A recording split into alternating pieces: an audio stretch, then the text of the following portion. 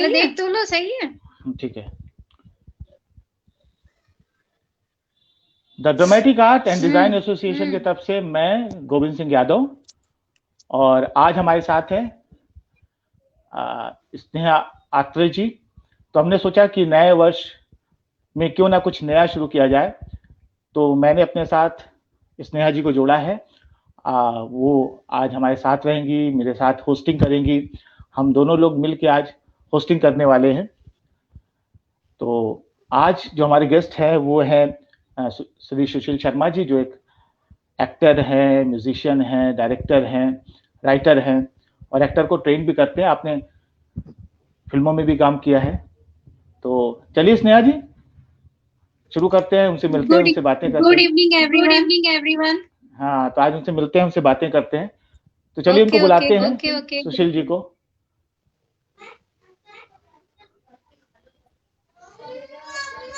भाई नमस्कार। बहुत बहुत नमस्कार। आप सबकी शुभकामनाएं। ये वर्ष आप सभी मंगलमय हो, सारी हो जी। Welcome sir. बहुत बहुत स्वागत। Thank you so much. तो भाई ये काफी लंबे समय तक पैंडेमिक टाइम रहा, लोगों के पास काम नहीं थे, जो फ्रीलांसिंग करते हैं उनके लिए तो बहुत ही मतलब थोड़ा सा दिक्कत का समय रहा, क्योंकि अभी भी थिएटर और चीजें बंद ही हैं। तो आप भी फ्रीलांस करते हैं, तो आपका समय कैसे गुजरा, किस तरह से गुजरा, कैसे आपने अपना समय व्यतीत किया? वाकई में ये हम सबके लिए इतना बुरा वक्त बीता, इसको जिंदगी में सोचने की दोबारा कभी। और कदम ही नहीं रखा हमने एक परफॉर्म। और हमारे लिए ये था कि ये एक ऐसा वक्त था कि हमारी परीक्षा का भी वक्त था, हमारे इम्तिहान का वक्त था और हमारे पेशेंस का वक्त था कि थिएटर पर्सन जो है वो कितना पेशेंस रखता है, वो कुछ ना कुछ क्रिएटिव आइडियाज ढूंढता है अपने आप को बहलाने के लिए, अपने आप को संभालने के लिए, लोगों तक पहुंचने के लिए, अपनी बात रखने के लिए। तो इस दौरान बहुत सारा कुछ नया क्रिएशन भी हुआ। मैं बहुत ज्यादा एक्टिव नहीं रहा इस मंच पर, जो फेसबुक लाइव है या इस तरह के मंच जो है, मैं बहुत ज्यादा नहीं रहा, क्योंकि मुझे नहीं लगता है कि बातचीत का माध्यम जरूर अच्छा है फेसबुक और ट्विटर और ये सारी चीजें, बट थिएटर के लिए प्लेटफॉर्म ये अच्छा नहीं है। इससे आने वाले कलाकारों को भी नुकसान होगा, और जिन्होंने शिद्दत के साथ काम किया है कई वर्षों तक, तो इस मंच का प्रयोग शायद लाइव थिएटर के लिए तो नहीं हो सकता है। तो इस दौरान कुछ मैंने जो क्रिएटिव काम किए उसमें से लिखने का कुछ काम था कि 4-5 मैंने कहानियां इस दौरान लिख डाली, नई कहानियां लिखी, कुछ शॉर्ट फिल्म्स के अकॉर्डिंग और कुछ ऐसा। और म्यूजिक का तो यही है कि रोज बैठ करके जहां हारमोनियम रखा रहता है वहां गाना शुरू कर देता हूँ, या तबला पड़ा रहता है तो उठा करके बजाना शुरू कर देता हूँ। तो ये अनवरत चला रहा 9 महीने। ये जरूर कमी खलती रही कि अच्छी प्रस्तुतियां जो देखने को थी वो नहीं मिल पाई, मंच पर देख नहीं पाए, और फील मतलब ये लग रहा था कि हम बहुत अंधेरे में जा रहे हैं, हम कभी उजाले की तरफ आ भी पाएंगे या नहीं भी आ पाएंगे। बट अभी आज एक नई खुशखबरी मिली है कि भारत सरकार की तरफ से प्रधानमंत्री मोदी जी ने ये कह दिया कि 2 वैक्सीन हमारे यहाँ अब आ गई हैं। तो शायद ये सब, और थिएटर के जो हालात थे, सबसे ज्यादा जरूरी है कि रंगमंच को वैक्सीन पहले दी जाए, ताकि हम वापस से एक बार हम सबका मनोरंजन कर सकें। यही मेरी दुआ है कि सबसे पहले जो गवर्नमेंट को वैक्सीन देनी चाहिए वो रंगमंच के कलाकारों को देनी चाहिए, ताकि हम जो योद्धा हैं और जो कोरोना वॉरियर्स हैं, हम उनके लिए परफॉर्मेंस कर सकें, और वो साथ में बैठ करके हमको देखें, हमें सुने, हम उनका मनोरंजन करें। यही ख्वाहिश है।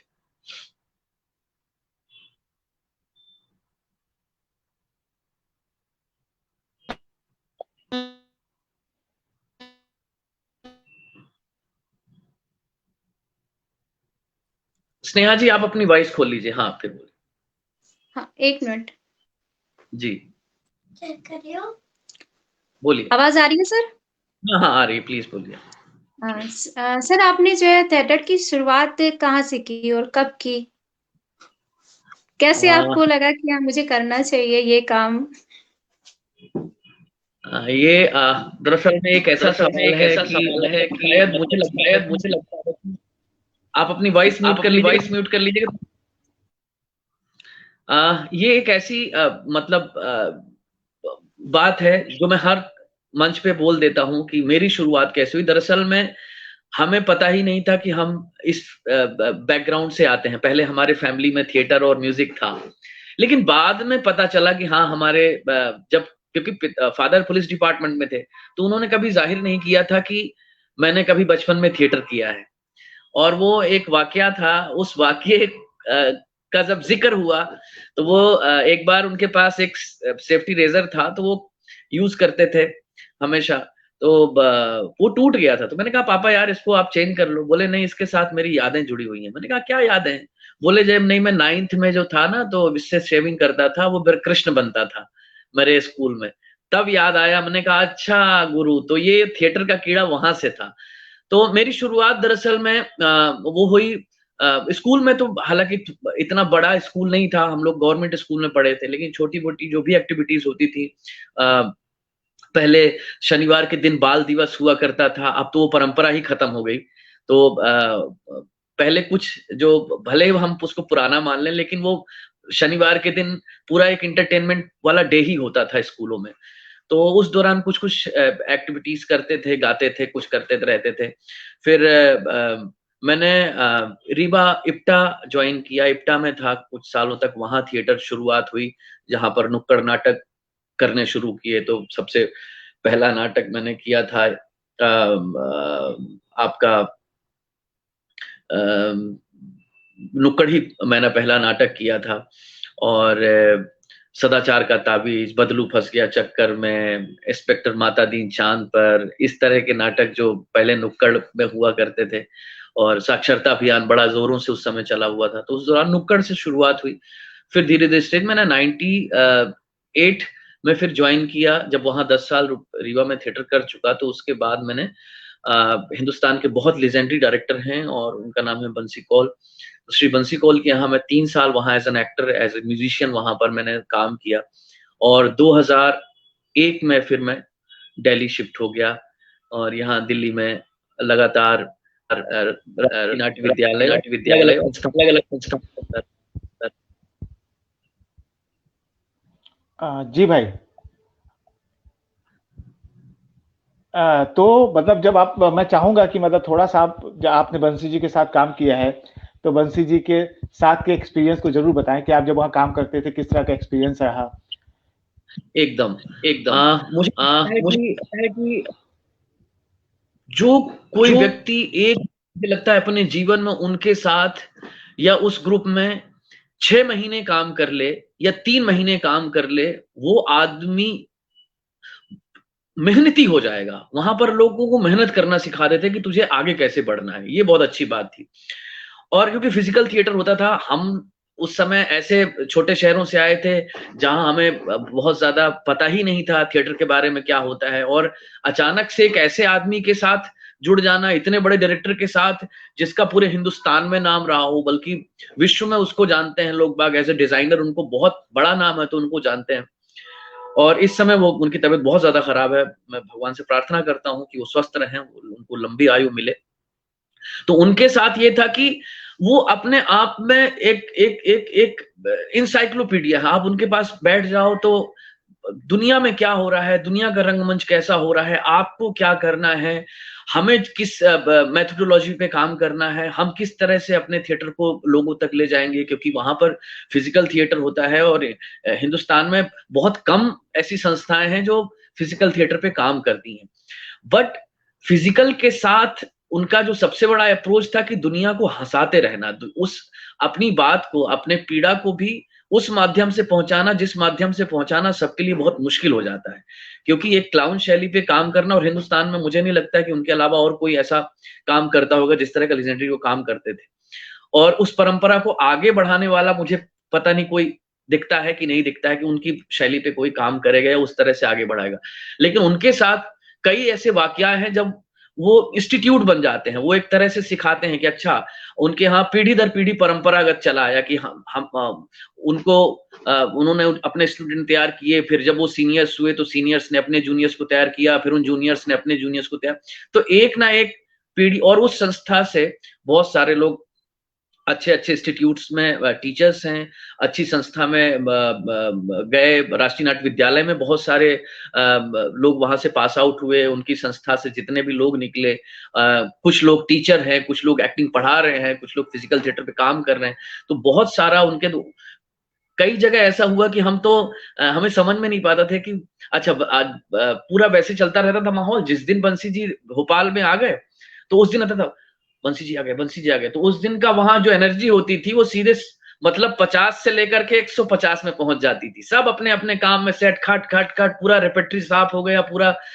कॉस्ट्यूम हम लोगों ने सुखा करके अलग रख दिया, पता चला शाम को बंसीदा रिहर्सल पे आने वाले हैं, इट मीन्स वो, और उनको ये पता था कि मैंने सुई कहाँ रखी है और वो सुई उसी जगह में है कि नहीं है, तो वो पीढ़ी दर पीढ़ी वो सुई उन्होंने एक दूसरे को थमा के रखी कि ये सुई का तरीका, तो डिसिप्लिन सबसे अच्छी बात थी कि उनके यहाँ डिसिप्लिन सीखने को मिला, और मेहनत करने की बात जो थी कि तुम्हें सुबह 8 से लेकर के और शाम को 8 बजे तक ये काम, तुम्हें नौकरी करने नहीं आए हो, यहाँ आप क्रिएटिव काम करने आए हो, तो अगर 8 से 8:30 और 10:30 हो जाता है या 12 हो जाता है ना, ये आप अपना काम कर रहे हो, तो ये बात उनमें अच्छी थी। प्लस शो के दौरान वो बहुत सारे एक्सपेरिमेंट ऐसे करते थे कि हमें पता नहीं होता था कि वो, हम पता चला कि हम विंग्स में हैं और हमारा सीन आने वाला है अभी 20 मिनट बाद, तो पता चला पीछे से एक लात पड़ी और सामने अंदर एक आदमी स्टेज पे पहुंच गया, सीन कुछ दूसरा चल रहा है और एक आदमी भरा के पीछे देख रहा है कि उधर बंसी जी हंस रहे हैं और 4-5 लड़के और कूद कूद के हंस रहे, ताली बजा के, और जो बंदा स्टेज पे गया हुआ है वो समझ में नहीं आ रहा उसको करें क्या, लेकिन वो 10 से 15 मिनट वहां सरवाइव करता है, जीता है उन दूसरे एक्टर्स के साथ, जब उनके साथ कोई सीन नहीं होता था, फिर भी जबरदस्ती में इम्प्रोवाइज चल रहा होता। तो इस तरह की उन्होंने बहुत सारे शोज में इस तरह के काम किए। बाद में पता चला कि वो ऐसा क्यों करते हैं, तो उनकी एक आदत है कि कभी आप उनके घर में जाइए ना, तो वो अपने जहां पर वो रहते हैं उस घर को हमेशा चेंज करते रहते हैं, उसकी मोनोटोनी तोड़ते रहते हैं, पता नहीं, या उनका डिजाइन ऐसे चलता रहता है, तो वो अपने एक्टर को भी बोलते थे ना कि वो फिक्स्ड नहीं होना चाहिए, उसको कुछ ना कुछ अपने में चेंज लाना चाहिए, और चेंज कैसे आएगा, वो तो रोज रिहर्सल कर रहा है, एज इट इज उसी समय जाएगा, उसी समय काम करेगा, उसी समय डायलॉग बोलेगा, लेकिन अगर उसके 15 मिनट पहले उसको धक्का दे दिया जाए तब क्या करेगा, वो नाटक कैसे संभालेगा। तो इस तरह के उन्होंने बहुत सारे एक्सपेरिमेंट अपने एक्टर्स के साथ किए, और इवन म्यूजिक के साथ भी बहुत सारा ऐसे वो काम करते थे कि नहीं यार इसको यहाँ ये मत बजाओ, इसको उल्टा बजाओ, ये तो जो तुम बजा रहे हो कहरवा, तो कहरवा तो ठीक है सब कोई सीधा बजाते हैं, लेकिन कहरवा तुम तबले में ना बजा करके अब खाली पतीले में बजाओ, इसको मिट्टी में बजाओ, इसको लकड़ी में बजाओ। तो कहीं ना कहीं वो इस परंपरा, क्योंकि भारत भवन में काफी साल वो रहे और कारण साहब के साथ उन्होंने बहुत सारा काम किया, तो म्यूजिक का भी उनको बहुत अच्छा वहां पर एक नॉलेज था, खासकर साउंड के बारे में उनको अच्छा एक नॉलेज था, जो सुन करके वो समझ में आता था कि मेरे प्ले के लिए कौन सा बेस्ट है। तो ये उन्होंने वहां पर सीखने को बहुत कुछ मिला, कलर्स के बारे में बहुत कुछ सीखने को मिला उनसे, क्योंकि वो रंगों का थिएटर करते थे और हम सब चेहरे पे कई तरह के कलर्स लगाते थे, तो एक एक्टर जब इतने सारे रंगों में भरा हुआ हो और उसके साथ फिर आपको अपने इमोशंस, बाकी शेड्स आपको दिखाने हैं, जितने भी आप रसों की बात करते हैं, 9 रसों की बात करते हैं, इतने सारे चेहरे पे कलर लगाने के बाद जब वो एक एक्टर उस रस को दिखाता है इतने रंगों के बाद, तो शायद बंसी जी के एक्टर में ये बात होती थी कि जो बात वो कहना चाहता है, चाहे वो करुण रस की हो, चाहे हास्य रस की हो, चाहे किसी भी रस की बात हो, तो इतने सारे रंग लगा करके भी वो अपना एक रंग दिखा देता था, और अपना एक रंग अभी भी उनके प्लेस में जो है दिखता है, उनकी एक अपनी कहानी चलती है। तो वो उन एक बहुत बड़ी काबिलियत थी। मैंने मेरे साथ जो उनका समय रहा, वो मैंने एक अरसा बिताया, तो मैंने इवेंट्स का बहुत अच्छा काम सीखा उनसे। तो मैंने बहुत सारे जो बड़े इवेंट हुए हिंदुस्तान में, चाहे वर्ल्ड कप कबड्डी रहा हो, कॉमनवेल्थ गेम रहा हो, इंडो पाक या इंडो रशिया या के जो इंडो जिनेवा का प्रोजेक्ट रहा हो, तो मैं उनके साथ रहा, तो मैंने बहुत सारा इवेंट का काम सीखा। फिर इंडिविजुअली मैंने बहुत सारे काम किए, मैंने भारत पर्व किया, पर्यटन पर्व किया, 2014 में छत्तीसगढ़ राज्य उत्सव डिजाइन किया। तो इस तरह से उनसे बहुत कुछ सीखा और बहुत कुछ एक्सप्लोर किया। इस फील्ड में, और अच्छी बात रही कि उनसे टाइमिंग सीख के आया था कि सही वक्त पे सही काम करो तो अच्छी जगह पे काम कर सकते हो। तो ये रहा कि उनसे टाइमिंग बहुत अच्छी आ गई। जी, ये बात तो है कि वो टाइमिंग आज भी आपके अंदर है। मतलब आपसे बात करें तो टाइमिंग का तो कमाल ही होता है आपके साथ, है ना? वो बात तो है कि मतलब आपसे बात करने में भी टाइमिंग मिलती है।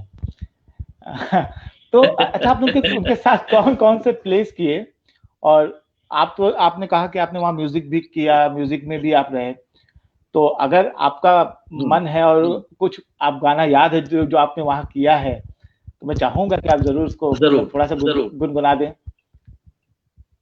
अच्छी बात ये रही कि जब मैं पहुंचा बंसी जी के यहाँ, तो वो दौरान जो था, वो दौर था, वो नए नाटकों का दौर था।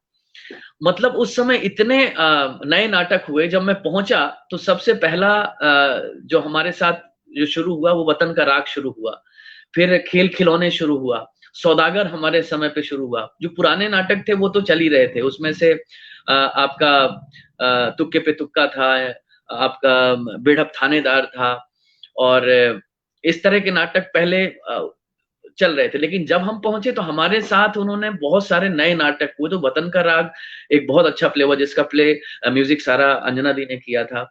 सौदागर बहुत अच्छा नाटक हुआ हमारे दौर पे। कहानी खिलौनों की, वो बहुत अच्छा नाटक हुआ। तो वतन का राग, क्योंकि बहुत सारे जितने भी जब्तशुदा नज़में थी क्रांतिकारियों की, उस पर बेस्ड वो नाटक बना था। तो उसका एक गाना सुना देता हूं मैं आपको। सरफरोशी की तमन्ना अब हमारे दिल में है, देखना है जोर कितना बाजुए कातिल में है। सरफरोशी की तमन्ना अब हमारे दिल में है, देखना है जोर कितना बाजुए कातिल में है। वक्त आने दे बता देंगे तुझे ऐ आसमां, हम अभी से क्या बताएं क्या हमारे दिल में है। सरफरोशी की तमन्ना अब हमारे दिल में है, देखना है जोर कितना बाजुए कातिल में है। पहला वहां पर वो था जहां उन्होंने कंपोज किया था। हालांकि उस जगह पे बहुत सारे ऐसे नए गाने बने, कुछ गाने जो पुराने नाटकों के गाने वो भी बहुत अच्छे गाने हैं। और फिर बाद के नाटकों का ये रहा कि एक बच्चों का नाटक हुआ, उसके लगभग बहुत सारे गाने मैंने कंपोज किए, कुछ अंजना दी ने किए। उसका एक गाना बच्चों के लिए था, ओ बम चिक बम चिक बम चिक बम, बम चिक बम चिक बम बम बम, बम चिक बम चिक बम चिक बम, बम चिक बम चिक बम बम बम, खेल रचाए मिट्टी का हम बम चिक बम बम बम, खेल रचाए मिट्टी का हम बम चिक बम बम बम। ये एक बच्चों के लिए प्ले हुआ था बहुत। वो फिर यहाँ जो सबसे पहला जश्न बचपन हुआ था राष्ट्रीय नाट्य विद्यालय में। तो राष्ट्रीय नाट्य में पहला मतलब जब शुरू हुआ तब हम लोग आए थे जश्न बचपन में, वहां पर प्ले में। तो ये नाटक हुआ था कहानी खिलौनों की उस दौरान। तो हमारे दौरान पे सौदागर हुआ, हमारे दौरान वतन का राग हुआ, कहानी खिलौनों की हुई, और नीति मानकीकरण हुआ। नाक बहुत अच्छा नाटक था। और बहुत, तो हम जिस समय हम वहां आए तो हमने कई बड़े नाटक उस समय बंसी जी ने डायरेक्ट किए। और एक अच्छा गधों का बेला हमारे समय पे हुआ, और बहुत नए तरीके से गधों का मेला किया गया। तो बहुत मजा आया उनके साथ काम करके।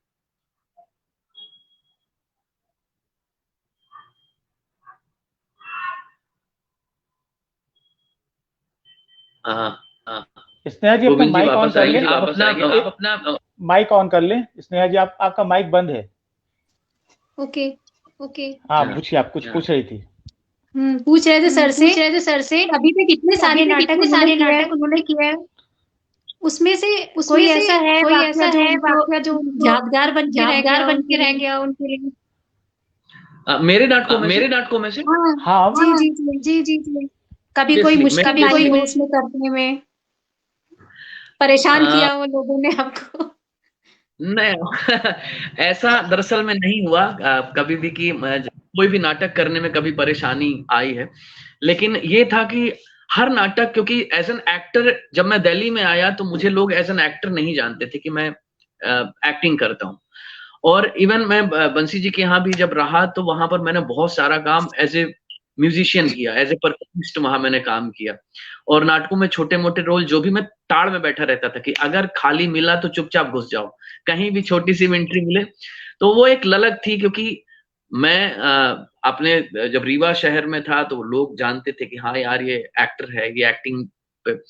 और दिल्ली आने के बाद जब 2001 में, तो यहाँ पर सरवाइव करने के लिए सबसे जरूरी था कि यहाँ नाटक तो बहुत सारे हो रहे थे उस दौरान, क्योंकि जब जब मैं आया तब अंकुर जी डायरेक्टर थे, और उस दौरान बहुत थिएटर हो रहा था, चाहे वो एनएसडी के अंदर हो या वीकेंड थिएटर अलग हो रहा था, एनएसडी के बाहर भी बहुत सारे, मतलब हर सैटरडे संडे तो एनएसडी में थिएटर हो रहा था और बाहर के ग्रुप्स ही अगर परफॉर्म करते थे। और उस समय तो ये था कि आप कई सारे एनएसडी कैंपस के अंदर भी, एनएसडी के बाहर भी बहुत सारा थिएटर होता था, लेकिन एज एन एक्टर किसी को पैसे मिलते ही नहीं थे। मिलते थे तो म्यूजिशियन को मिलते थे। तो मैंने कहा यार आपको सरवाइव करना है, अगर आपको दिल्ली में रहना है तो आपको म्यूजिक करना पड़ेगा। तो मैंने एक हारमोनियम खरीदा और फिर म्यूजिक शुरू कर दिया। तो लोग कंपोज किया, लोग यहाँ बजाने गया उसमें प्लेस में। धीरे धीरे परकशन यहाँ पर खरीदना शुरू किया, तो परकशन तो मैंने कई साल यहाँ पर एनएसडी में भी जो है, तो चाहे वो सबसे जो पहला जो बैच था वो इश्तियाक और इनका बैच था, जब मैंने इनके साथ म्यूजिक करना शुरू किया। फिर योगेन चौबे और ये वाला बैच था जिनके साथ कासिम अस्सी और इस तरह के कहानियों का प्ले। और फिर लगातार चाहे पारसी रहा हो, चाहे हेमा मैम के साथ कई सारे प्रोडक्शंस मैंने किए पारसी रंगमंच के, और फोक थिएटर हो गया। उस दौरान अच्छी बात रही कि भास्कर चंद्रावरकर जी के साथ रहने का मौका मिला। रत्ना मैम के साथ एक प्रोडक्शन किया था, उन्होंने उसका म्यूजिक किया था, एंटीगनी जिसका नाम था। बहुत अच्छा प्ले था उसका म्यूजिक।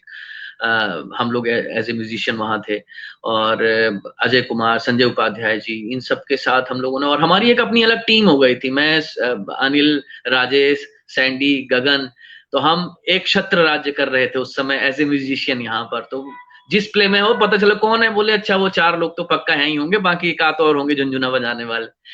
तो वो एक दौर था कि जो हमने, अब कुछ साल वर्षों में पता नहीं क्यों म्यूजिकल प्रोडक्शन बंद हो गए, उतने अच्छे प्रोडक्शंस नहीं हुए, और हमने देखे ही नहीं मतलब अभी कि कोई बड़ा म्यूजिकल प्रोडक्शन एनएसटी से बाहर या एनएसटी के भीतर या किसी भी संस्था ने अभी तक ऐसा किया हो। लास्ट 2 साल पहले मैंने एक नाटक किया था अमली, जो फुल म्यूजिकल। हाँ, गोविंद जी ने एक बड़ा अच्छा नाटक किया था, उसकी चर्चा बहुत है, और तानसेन उन्होंने बहुत अच्छा प्ले किया। अब वो एक प्ले मेरे साथ करना चाह रहे हैं, मैं जरूर करूंगा। तो इस दौरान ये सारी चीज रही। तो ऐसा कभी नहीं हुआ कि एज एन एक्टर, तो मैंने जब दिल्ली में पहला प्रोडक्शन यहाँ किया, उस समय एक हमारे मित्र थे एनके पंत जी, उस समय टाइम हुआ करते, तो वो प्ले कर रहे थे, और उन्होंने कहा कि एक था गधा उपलादान, तो उसमें कुछ छोटे छोटे कैरेक्टर्स रोल थे और एक चिंतक का रोल था, बड़ा रोल था। तो उन्होंने कहा कि सुशील जी आप करेंगे? मैंने कहा हाँ करेंगे। तो बोले यार कर लीजिए आप। मैंने कहा ठीक है। जब वो किया, जब लोगों ने देखा, उसमें से उस समय सुरेंद्र शर्मा बड़ा नाटक कर रहे थे, उन्होंने बड़े वो, तो बोले यार तू तो कमाल का यार एक्टर है। मैंने कहा कि सर पहले एक्टर ही था, अब इस समय बाजा बजा रहा हूँ और कुछ नहीं। फिर उसके बाद एक सचिन तिवारी को आप परिचित होंगे, गोविंद भाई, इलाहाबाद में यूनिवर्सिटी में थे, उनके साथ एक बड़ा नाटक किया, उन्होंने मुझे लीड रोल दिया, और वो अब इस दुनिया में नहीं है, भगवान उनकी आत्मा को शांति दे। और तो उनके साथ एक बड़ा नाटक किया, वो पीजेंट ओपेरा किया उनके साथ, और एज एन एक्टर मैं उसमें आलोक दा, उसमें मेरे फादर बने हुए थे आलोक चटर्जी, और उनके साथ एक्टिंग करने का अवसर प्राप्त हुआ। फिर 2014 के बाद से फिर मैंने अपना एक संस्था रजिस्टर्ड करवाया। उसके बाद उसके पहले भी मैंने दूसरे जो उसमें थे, चाहे वो ध्रुव स्वामी रहा हो या अभी लास्ट में, अभी मैंने लास्ट ईयर क्रीता किया उनके साथ। तो अपने ग्रुप में जितने भी नाटक हुए, लगभग सभी नाटकों में मैंने कुछ ना कुछ भूमिका निभाई। लेकिन जो सबसे जो करीबी नाटक है, उसमें से एक बूढ़े ने कहा एक नाटक है, जिसको मैं लगभग 80 साल के बुजुर्ग का किरदार जीता हूँ। और मेरे बेटे के साथ एक प्ले है जो बड़े भाई साहब, उसके लगभग हमने 56 के आसपास शोज किए। मैं बड़ा भाई और मेरा बेटा छोटा भाई, तो हम बाप बेटे, तो वो नाटक हमारे बहुत करीब है। तो एक किरदार है जहां पर मैं लगभग अपने से आधी उम्र का कैरेक्टर जीता हूं, और एक किरदार ऐसे है जिसमें मैं अपनी आधी उम्र से और आधे ज्यादा उम्र का किरदार जीता हूं। तो दोनों में थोड़ा वेरिएशन है। तो जब वो बुजुर्ग का किरदार जीता हूं तब मुझे अपने बाबा या अपने नाना याद आते हैं, या जो भी मेरे ऐसे उस उम्र में जिनको मैंने देखा है, तो मैं उनको जीता हूँ थोड़ी देर के लिए। तो वो 1 घंटा मेरे लिए अच्छा होता है कि मैं उस किरदार में रहता हूँ, और लोग कहते हैं हाँ कि यार आपने इस किरदार को अच्छे से निभाया। तो मेरे लिए थोड़ा सा वो चैलेंजिंग था कि उस तरह को चाहे मैनरिज्म इस्तेमाल करो या आप कुछ भी एक ऐसा कैरेक्टर लो, तो आपको थोड़ी दिक्कत तो होती है। तो वो 1 घंटा 10 मिनट मैं उसमें पूरा ये हाथ मेरा हिलता रहता है, अगर आप वो प्ले देखें तो वो कंटिन्यू मेंटेन करना, डायलॉग बोलते समय या कहीं भी ऐसा ना लगे कि आप एक कोई मैनरिज्म इस्तेमाल कर रहे हैं। तो वो अपने आप में मतलब प्रोसेस में होना चाहिए कि आप शो की घंटी 3rd बेल बजते ही आपका स्विच ऑन हुआ और आपने हाथ आपका शुरू हो गया हिलना, तो वो रहता है इसी तरह। क्योंकि वो बच्चों का प्ले है, छोटा भाई और बड़े भाई के बीच में है, तो आपको जस्ट अपनी उम्र से सीधे आपको कम करने हैं, पूरे 20 साल आपको कम कर देने, 20 साल क्या और 30 साल कम कर देने हैं। तो वो भी थोड़ा एक चैलेंजिंग रहता है कि आप उस एनर्जी के साथ मेंटेन करते हो जिस एनर्जी में आप कभी सरवाइव करते थे, और अब उस एनर्जी में हम नहीं जा पाते क्योंकि बच्चे होते हैं और बड़ा होता है। बट फिजिकल थिएटर किया हुआ था इसलिए बहुत काम आता है। तो हमारे ग्रुप से जो रसिक संपादक प्ले है उसके बहुत सारे शोज हो चुके हैं। तो वो, हालांकि मैं लोगों को हंसाने का ही काम करता हूँ और उस हंसी के माध्यम से ही अपनी बात रखता हूँ कि और बहुत अच्छी तरह से रखता हूँ और बहुत इमोशनल तरीके से रखता हूँ कि ताकि आप पता ही ना चले कि ये बंदा कब हंस रहा था और कब इसने अपनी बात कह के हमें रुला दिया। बस यही एक प्रयास रहता है। तो जब भी कोई काम करना चाहता हूं तो हर काम चैलेंजिंग होता है मेरे लिए कि मैं इस किरदार को निभाऊं कैसे, इस किरदार को करूं कैसे। क्योंकि जरूरी ये होता है कि पता चलता है कि हर किरदार कॉमेडी ना बन जाए। कभी कभी ऐसा होता है ना कि आपको बहुत कंफर्ट हो जाते हैं, आपकी टाइमिंग बहुत अच्छी होती है, तो पता चला कि आप हर किरदार, कब आप सीरियस हुए, कब आपने कॉमेडी की, कब आपने अपने किरदार से आप अटैच्ड हो गए, तो पता ही नहीं चलता। इसलिए आप, अच्छा होता है कि आप कपड़ों की तरह ही अपने चरित्र बदलिए, एक उतार के रखा और दूसरा आपने पहन लिया, वहीं से आप शुरू हो जाए। क्योंकि और एक बहुत बड़ा अच्छा शेर था कि खुद से चल के नहीं ये तर्जे सुखन आया है, खुद से चल के नहीं ये तर्जे सुखन आया है, पांव दाबे हैं बुजुर्गों के तो ये फन आया है। तो ये बड़े बूढ़ों का आशीर्वाद ही है जो हम लोगों को मिलता है और उन्हीं से सीखते हैं, और जो भी होता है सब वही लोग करवाते हैं। ऊपर वाले की कृपा होती है तो हो जाता है हर चीज, और लोग कहीं ना कहीं डेस्टिनी बनी होती है कि आप उस किरदार के लिए बने हैं तो ही आपको ऑफर होता है।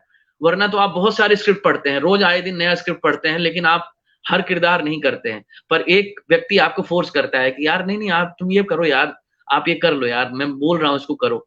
और मुझे भी ऐसी लगता है कि जब मुझे जो लगता है कि मुझे करना है तो फिर मैं जी जान लगा करके करता हूँ उस किरदार को।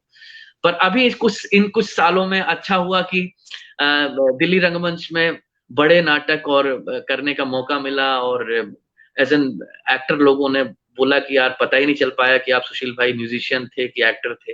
तो अभी अच्छा लगता है, कुछ काम, छोटा काम फिल्मों में और इस तरह से करना शुरू किया है। तो मैं अपने आप को बहुत धन्य समझता हूँ कि शायद ये जीवन है तो थोड़ा सफल हो रहा है, सफल होने की प्रयास में जा रहा है।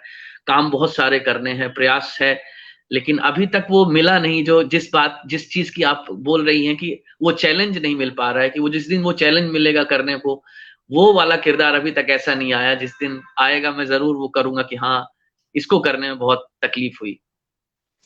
नहीं जरूर, मतलब आपके नाटक तो मैंने देखे हैं, और एक नहीं कई सारे देखे हैं। जिस बूढ़े वाले प्ले की बात कर रहे हैं तो कमानी हुआ था, बहुत बढ़िया प्ले था। मैंने बहुत सारे नाटक आपके देखे हैं, मतलब वो भी देखा है मैंने, प्रेमचंद का जो प्ले था उसकी तो लाइट की थी मैंने, जिसमें आपने किया था। तो वाकई आप बहुत अच्छा अभिनय करते हैं। तो आप अभिनय भी करते हैं, डायरेक्शन भी करते हैं, म्यूजिक भी करते हैं। तो इन चीजों में आपका प्रोसेस कैसे होता है, मतलब म्यूजिक के लिए, डायरेक्शन के लिए और एक्टिंग के लिए? जब कोई आपको स्क्रिप्ट मिलती है पहली बार, तो आपका अपना एज एक्टर प्रोसेस क्या होता है, एज अ डायरेक्टर प्रोसेस क्या होता है, एज अ म्यूजिशियन प्रोसेस क्या होता है? क्या तीनों एक होते हैं, अलग अलग तरीके से आप चीजों को परसीव करते हैं? गोविंद भाई, एक चीज बहुत अच्छी, आपने बहुत अच्छी बात करी कि जब मैं एज एन एक्टर किसी के यहाँ, मतलब किसी के अंडर में जब जाता हूँ काम करने के लिए, ठीक है, तो सबसे पहला प्रोसेस, क्योंकि भगवान की कृपा, असीम कृपा ये है कि हम हिंदी भाषी लोग हैं और हिंदी में आपकी अच्छी पकड़ होनी चाहिए। आप जिस जगह बैठ करके बात करें, जिस जगह बैठ करके बोले ना, तो वो पहले से डिसाइड कर ले आपके अंदर कि यार ये अच्छा बोलता है, जरा इसको पढ़ने दो।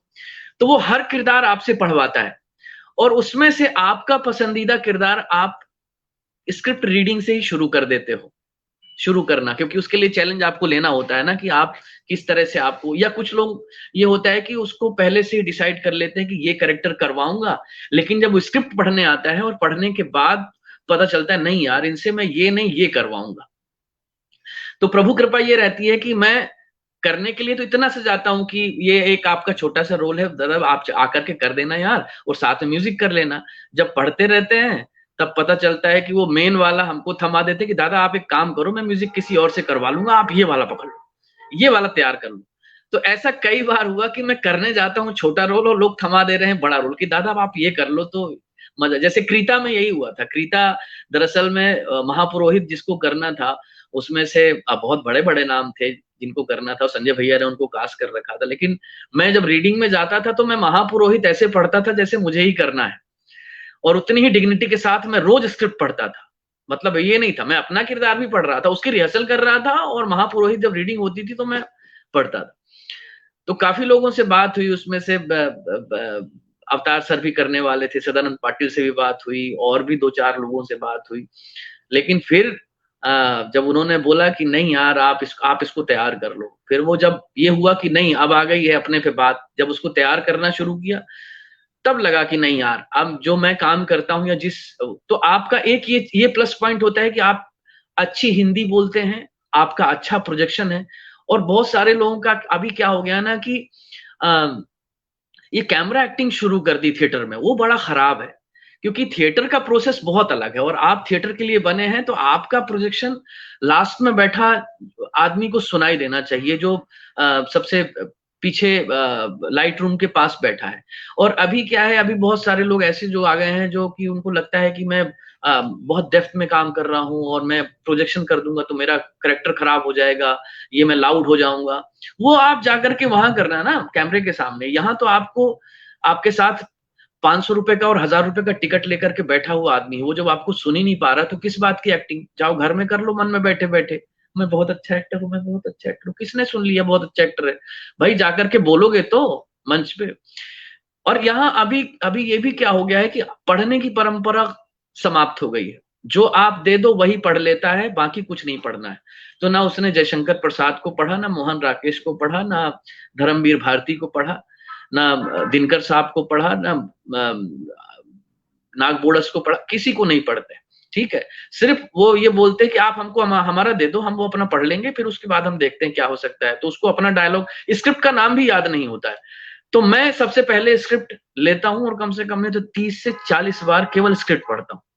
और 30 से 40 बार पढ़ने के बाद मुझे एहसास हो जाता है कि मैं छोटा कैरेक्टर करूंगा इस प्ले में या बड़ा किरदार करूंगा।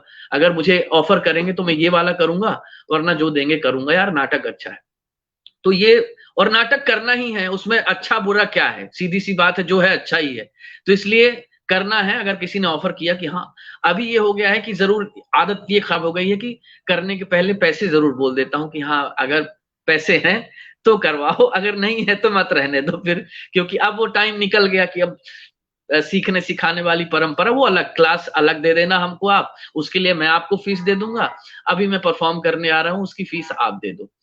तो ये जरूर हो गया। म्यूजिक का रहता है कि अगर किसी नाटक को मैं पढ़ रहा हूं तो फैमिली में म्यूजिक रहा है, अंदर चलता रहता है, तो किसी भी नाटक का संगीत मेरे आप अपने आप बजता है। अगर मैं कोई डायलॉग बोलता भी हूं ना तो उसका म्यूजिक मेरे अंदर चलता रहता है। मैं अगर वो बज भी नहीं रहा है बाहर, लेकिन मेरे अंदर चल रहा होता है। अगर मैं कोई नाटक का डायलॉग बोल रहा हूं कि ओह तुम सुंदर हो कितनी सुंदर, किंतु कोई सोने की कटार पर मुग्ध होकर उसको अपने हृदय में नहीं डुबा सकता, तुम्हारी सुंदरता, तो मेरे अंदर वो चलता रहता है। एक म्यूजिक मुझे पता नहीं कैसे किया, अच्छा इसके अंदर ये बजेगा, इसके अंदर ये ऐसा चल रहा होगा, यहाँ पर बैंग आएगा, या इसका डेप्थ में फ्लूट बजना चाहिए, सितार बजना चाहिए, वो शुरू हो जाता है। तो एज ए म्यूजिशियन ये लगता है कि अगर मैं किसी भी प्ले को पढ़ लेता हूँ तो आधा म्यूजिक तो मैंने बहुत सारे प्लेस का, जैसे यहाँ दिल्ली में लोगों के पास बजट कम है, तो लास्ट के दिन बुलाते हैं कि दादा एक प्ले कर रहा हूँ, तो आप एक दिन आ जाओ यार, क्या करना है, पर कल शो है, शाम को आ जाओ, देख लेंगे एक रिहर्सल और बजा देना। तो मैंने मिश्रा जी ने और राजेश ने हमने कई प्ले ऐसे बजाए हैं कि सुबह वो हमें ग्रैंड रिहर्सल दिखाते हैं और कहते दादा इसी के साथ बजा लो, आप इसी के साथ बजा लो, और फिर हमने शो में बजाया है। तो बहुत सारा म्यूजिक तो अब ऐसा है कि वो अंदर चला गया है कि अच्छा किस नाटक का म्यूजिक, हमने कुछ नाटक तो ऐसे हैं जिनका हमने कई बार कर चुके हैं अलग अलग उसके साथ, तो उसका म्यूजिक फिक्स है। थोड़ा बहुत मान लो इधर उधर डायरेक्टर के हिसाब से कि यार मुझे चेंज करना है, लेकिन बहुत सारे नाटक ऐसे हैं कि अब उनका संगीत जो है भर चुका है अंदर।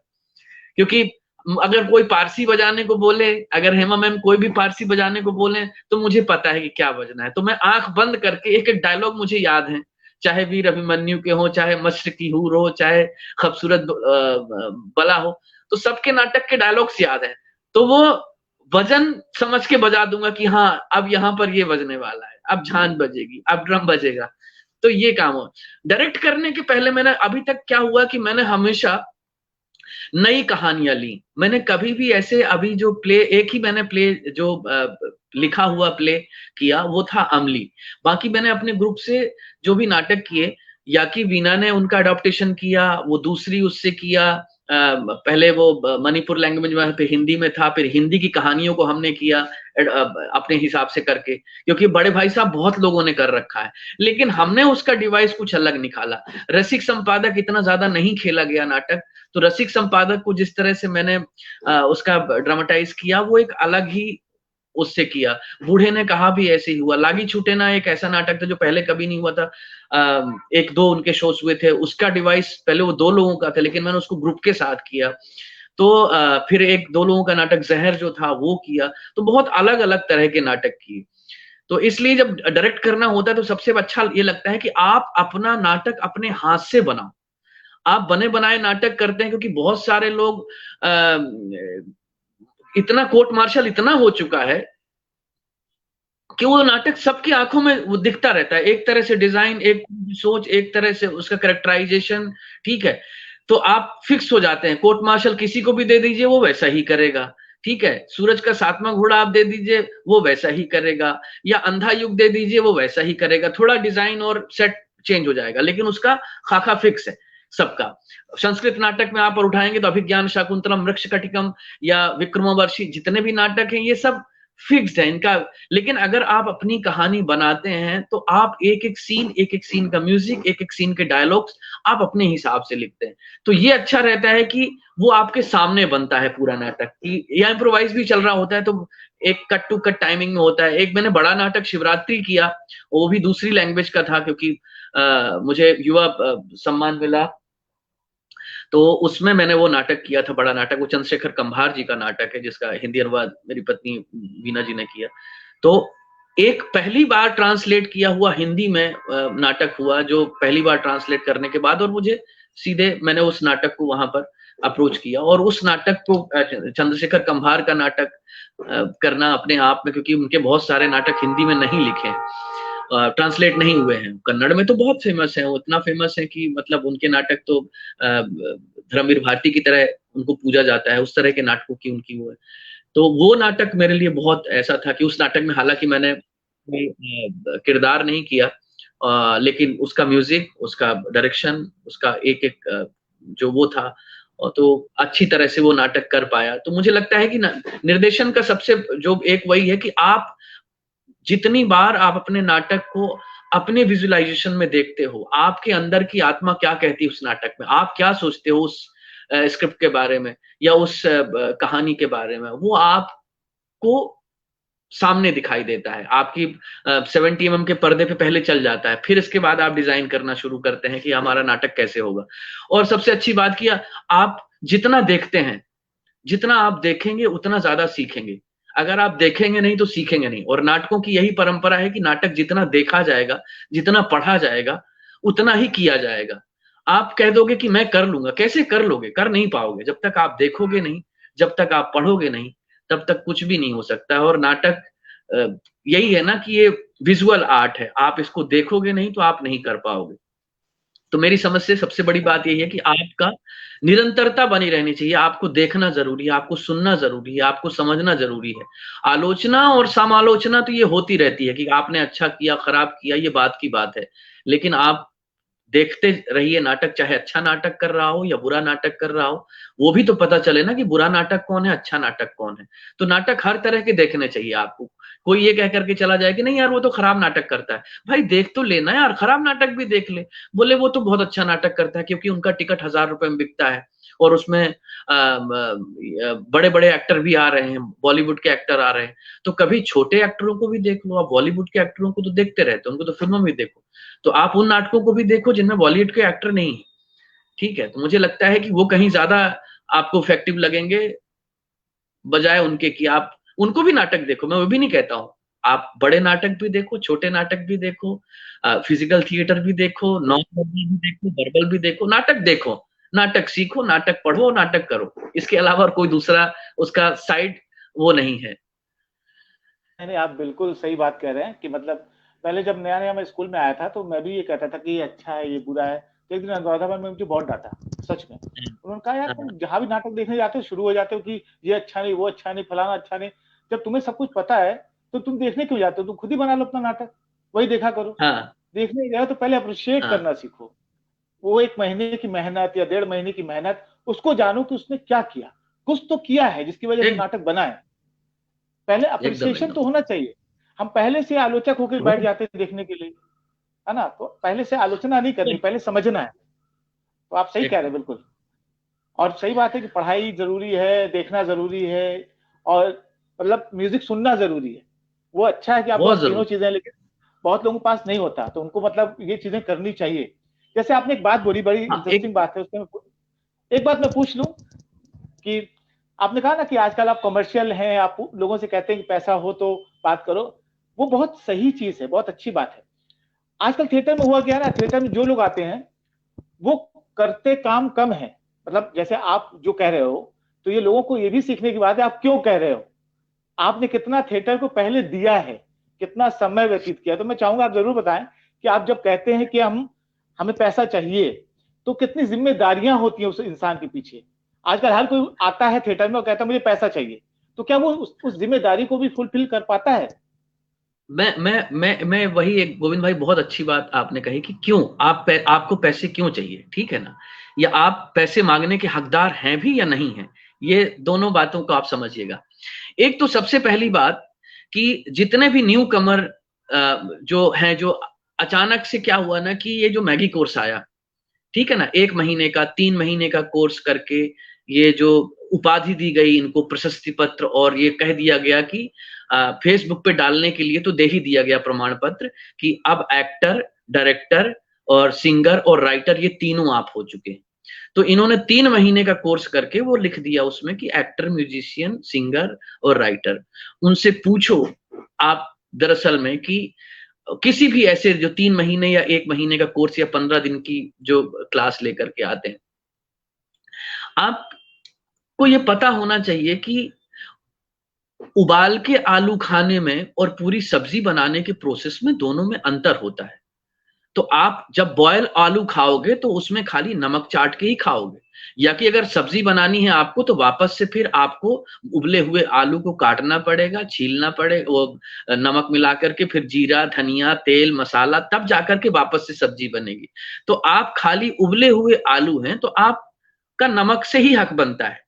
और अगर आप सब्जी के प्रोसेस से बन करके आए हैं ना, तब उसकी कीमत बन जाती है, ठीक है ना? तब आपको जब वो प्लेट में रख करके सजा करके दिया जाता है एक व्यक्ति को, तब वो उसके पैसे मिलते हैं, तब उस करके। और हमने क्या है ना, हम सब्जी बना रहे हैं, हम आपके नाटक को जिंदा रखने की कला बता रहे हैं।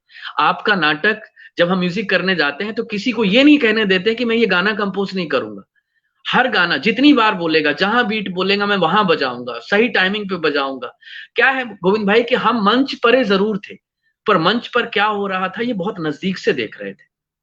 हमने इतने हमारे सामने नाटक बनते हुए देखे, हमारे साथ इतने सारे बैच पास आउट हुए राष्ट्रीय नाट्य विद्यालय से भी, हमने सबको बनते हुए देखा है। हमें सब एक्टर की या सबका फील मालूम था कि ये कब बजाएगा, ये कब टाइमिंग पे आएगा, ये इसका हाथ कब पड़ेगा तब मुझे झांझ बजानी है, या बैंग कब बजना है, या म्यूजिक शुरू करेगा इसका नोट कंसुरा होता है इसलिए पहले से बजा करके रखना है।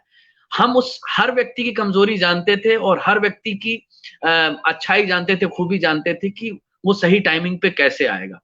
तो हम क्या होता है ना कि जब जब ये बात आती है कि मैं क्यों पैसे लूं, मैंने अपने जीवन के 27 साल सिर्फ इसी काम के लिए दिए हैं, और आप अपने 7 दिन नहीं दे रहे हो।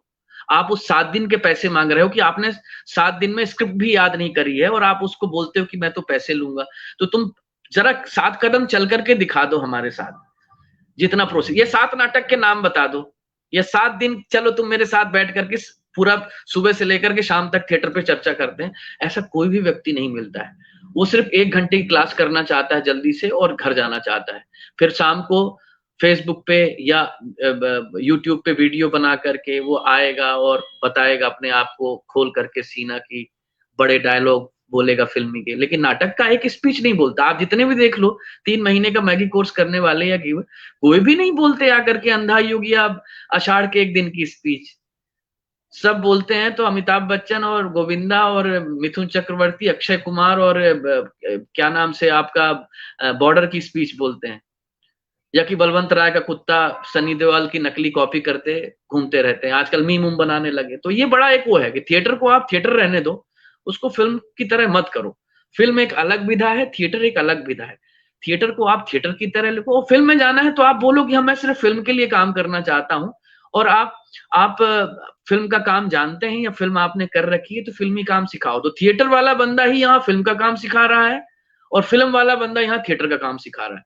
तो पहले ये भी एक बड़ा मतभेद है कि जिसने यार जिसका स्पेशलाइजेशन ही थिएटर में है वो फिल्म पढ़ा रहा है, मुझे समझ में नहीं आ रहा है, जबकि उसने एक भी फिल्म नहीं की ना, वो फिल्म पढ़ रहा है, तो वो कैसे कर रहा है। तो या कि आप दोनों को मिक्स मत करो, ठीक है। आप फिल्म पढ़ा रहे हो तो आप सिर्फ और फिल्म पढ़ाओ, अगर आप थिएटर पढ़ा रहे हो तो फिर प्रोसेस पे आओ। जिस तरह से थिएटर सीखा गया, जिस तरह से पढ़ना चाहिए, जिस तरह से करना चाहिए, वो शुरू होना चाहिए।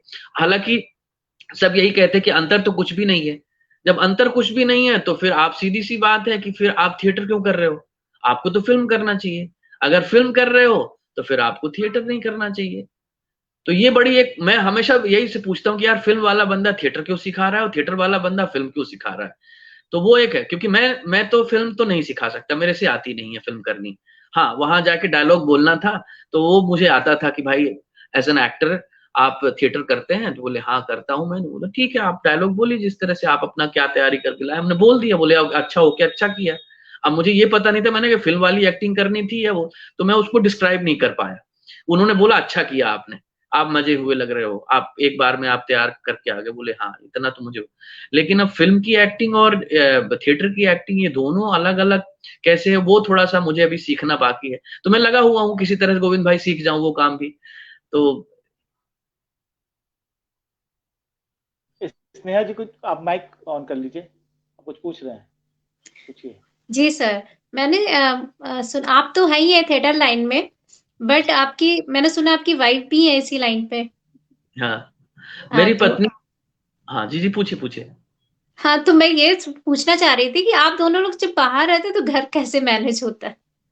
अच्छा क्या है कि हमने नाटकों की तरह ही मैनेज करना शुरू कर दिया। सब अपनी एंट्री सही टाइम पे लेते हैं, ठीक है। मैं घर पे रह करके थिएटर की बात नहीं करता हूँ। घर पे रह करके जो मेरा काम है, एक पति का काम जितना होता है ना, कि अगर वो नहीं है तो अगर घर बिखरा पड़ा है तो थोड़ा घर ठीक कर लो, बर्तन वर्तन सही ठीक ठाक कर लो, क्योंकि वो रात को 9 बजे आएगी या 10 बजे आएगी, नहीं आ पाई तो अपनी पेट का इंतजाम खुद कर लो, 2 रोटी उसके लिए भी रख दो। तो वो आप एंट्री सही टाइम पे लेनी होती है आपको। अगर आप ये इंतजार करते रहोगे कि नहीं वो तो को एक्टर जब तक नहीं आएगा तब तक डायलॉग नहीं, तो आपको कुछ ना कुछ तो तरीका निकालना पड़ेगा। जब को एक्टर का समय आएगा कि हाँ साथ में संवाद करने हैं को एक्टर के साथ, तब आप पहुंच जाओ सही टाइमिंग पे। लेकिन आपको सूत्रधार होना बहुत जरूरी है। मुझे लगता है कि जब घर पे होते हैं तो आपको जिस तरह के मंच पर सूत्रधार होता है, उसी तरह घर में भी पति पत्नी एक सूत्रधार की तरह होते हैं, और आपकी फैमिली जो होती है ना परफॉर्मर होती है। तो अगर पति पत्नी अच्छे सूत्रधार हैं कि उसको हर एक चीज पता है, क्योंकि सूत्रधार, सच्चा सूत्रधार वही है जिसको सब कुछ पता है, उसको नाटक की हर चीज पता है, कहाँ सेट होना है, कहाँ म्यूजिक होना है, गाना क्या क्या है, डायलॉग्स किसके क्या क्या है। तो अगर सूत्रधार, कोई भी एक्टर अगर एंट्री भूल जाता है तो सूत्रधार का ये काम होता है कि उसको पूरा कर दे वो काम, तब तो वो सूत्रधार है, वरना कोई मतलब नहीं। तो हालांकि अब सूत्रधार की परंपरा जो है धीरे धीरे खत्म हो रही है नाटकों से, लेकिन पुराने नाटकों में इसीलिए सूत्रधार बहुत बड़ा किरदार हुआ करता था। इवन लीड एक्टर से भी बड़ा महान मानते हैं उसको, सूत्रधार को, कि उसको नाटक के सभी सूत्र पता है, म्यूजिक से लेकर के, सेट से लेकर के एंट्री। तो गृहस्थ जीवन में सूत्रधार होना बहुत जरूरी है, पति पत्नी दोनों को, ताकि वो नट नटी अपने अपने किरदार को अच्छी तरह से निभा सके। और मैं भी वही करता हूँ।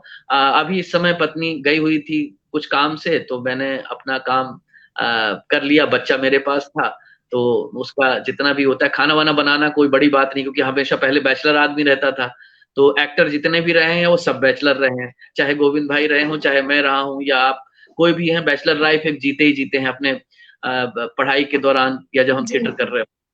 तो खाना बनाना बहुत अच्छा तरह से आता है, और जिसको खाना बनाना अच्छी तरह से आता है उसको बीवी को मनाना भी बहुत अच्छी तरह से आता है, तो वो दोनों काम करते हैं परफेक्ट।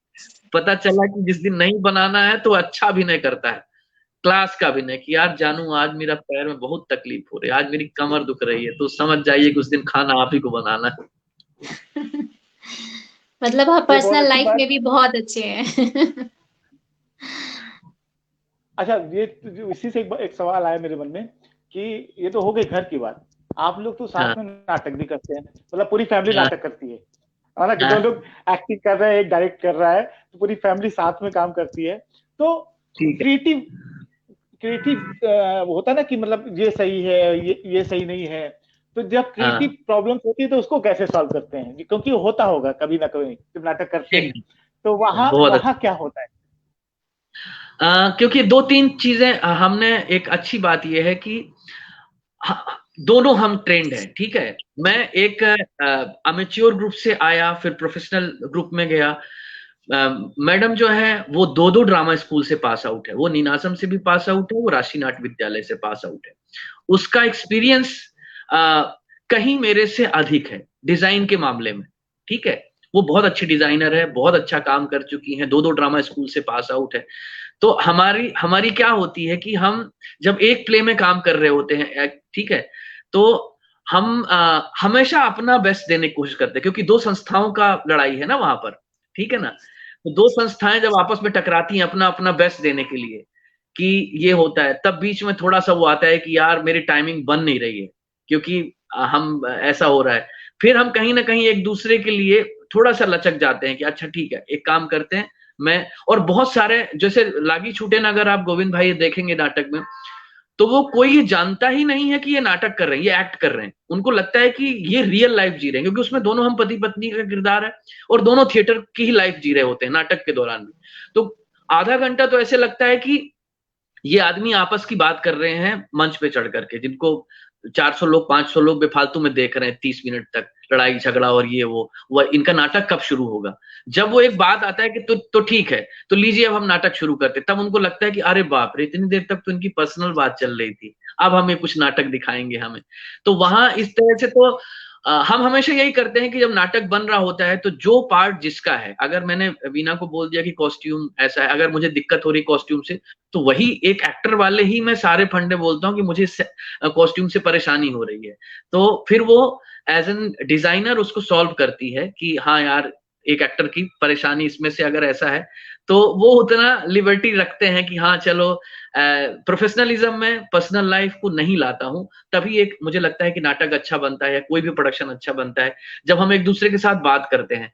कि अगर मुझे परेशानी हो रही कि मेरा सीन नहीं बन रहा, या ये बोलती है कि तुम पहले भूल गए, तुम अपनी लाइनें भूल गए, तो थोड़ा थोड़ा आता है कि नहीं मैं तो भूला ही नहीं। वो सबके साथ ऐसे ही होता है कि नहीं मैं तो सही दिया था लाइन, तू भूल गई थी, तो ये चलता रहता है। लेकिन हाँ, बात होती है परफॉर्मेंस की, और बात होती है कि हम दोनों की जो टाइमिंग है ना, हम वैसे भी क्या है कि घर में भी वही जिंदगी एक पति पत्नी की जी रहे होते हैं और मंच पर भी जी रहे होते हैं। तो बहुत सारी चीजें इमोशनली और एक दूसरे की आंख देख करके जान जाते हैं कि अच्छा ये फंबल हुआ, अब इसको कहाँ पे लाना है, किस जगह पे गया, या वो उससे भूल गया या मेरे से भूल गया। तो हम दोनों कहीं ना कहीं एक नतीजे पे तो पहुंचना ही है, तो फिर हम वापस से वहीं पे ला लेते हैं कहानी। इतना रहता है, बट होती हैं छोटे मोटे चीजें चलती हैं।